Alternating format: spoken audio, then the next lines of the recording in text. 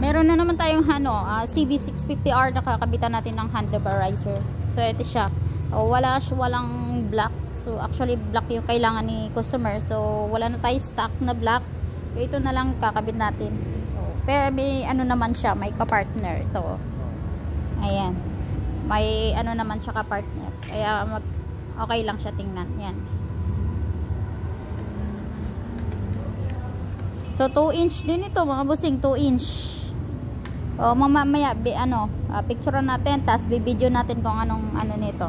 Kalabasan. Tingnan niyo mamaya.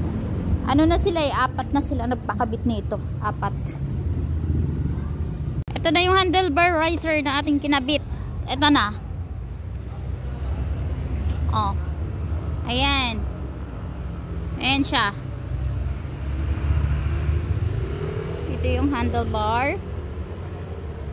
The right side. So, ganyan siya.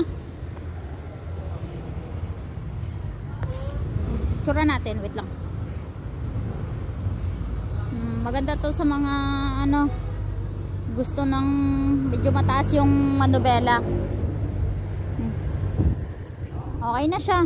Patingin nga dito. Oh, ganyan. Oh. Okay na po, kuya. Okay na po. Tingnan natin. Tingnan mo yung kamay niya.